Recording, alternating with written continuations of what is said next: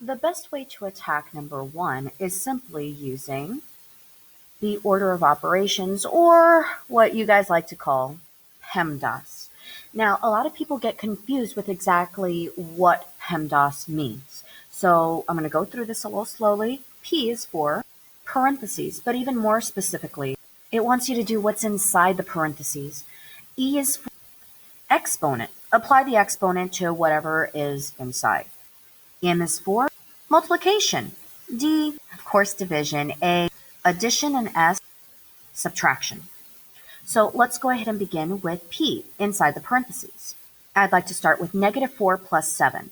Now, I could use the commutative property and say that that is 7 minus 4, so I know that that's the same as 3. And I'm just going to bring everything else down. And I'm going to go ahead and look at my other sets of parentheses, which says -2 plus 2, which we all know, don't you dare say the C word, it eliminates. It becomes a big fat 0. Now, did I really have to write -0? No. Just remember that if you have the exact same number and it's its inverse, it does eliminate. It becomes 0, not 1. And that's the biggest mistake a lot of people do. So I'm going to go ahead and rewrite this then. And I'll move on to E, exponents. I have none. So then I can move down to multiplication and division. Now it holds the same weight. Although you can simply do whichever one you want first. Now, I'm going to go ahead and take a look at this expression as two parts. Now, if I look at the first part, I have 3 times 3 over 9. So 3 groups of 3 divided by 9.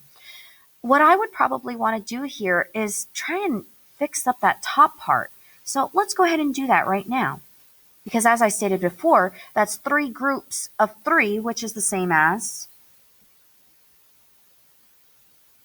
I'm going to put minus, I'm going to look at my second part, 2 groups of 3. Of course, that's 6.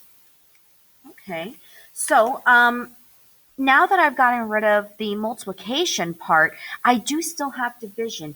And just like I stated earlier, know the difference. This time, I have 9 over 9.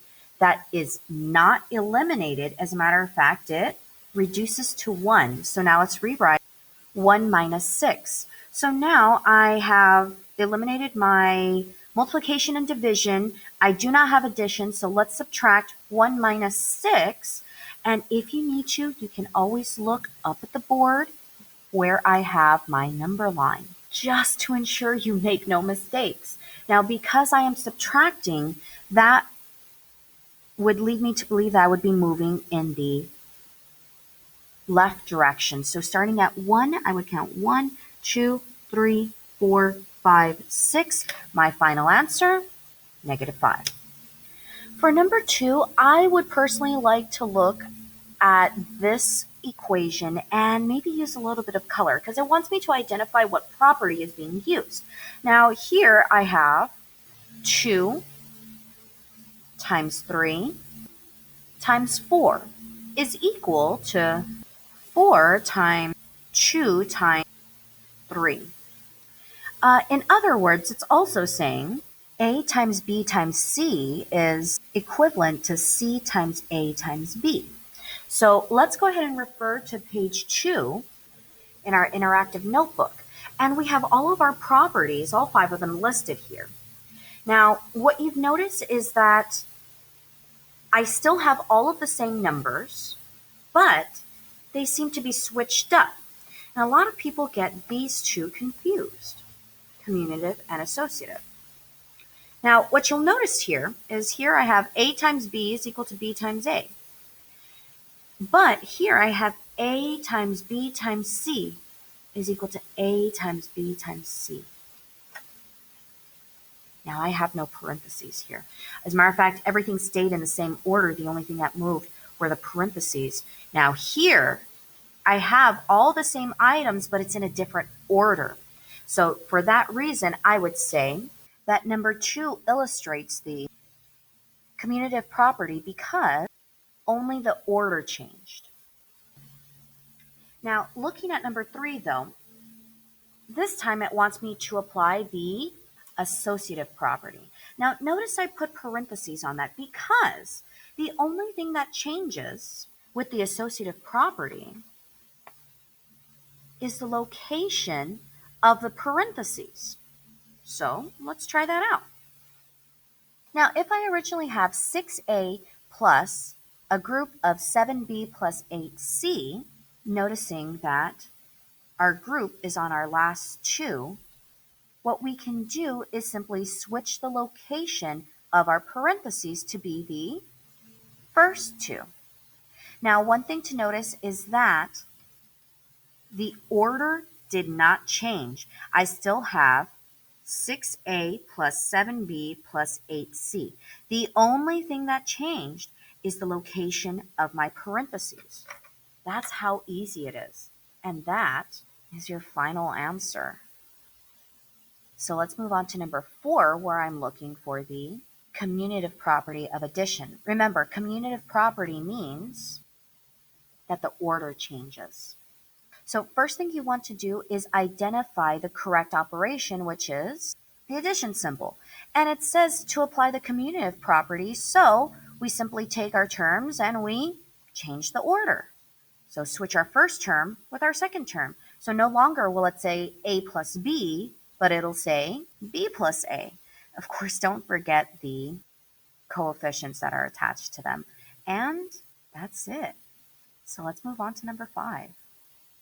So for numbers 5 and 6, you may want to refer back to page 8 in your interactive notebooks, because it's been a while since we've seen this. The first thing you need to do is find the prime factorization of your radicand. Whoop. Yeah, that's a major rewind. What? So what I want you to do is take the number inside of the radical and make a factor tree.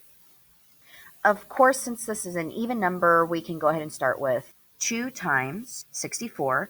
And 64 is a perfect square, so that's the same as 8 times 8.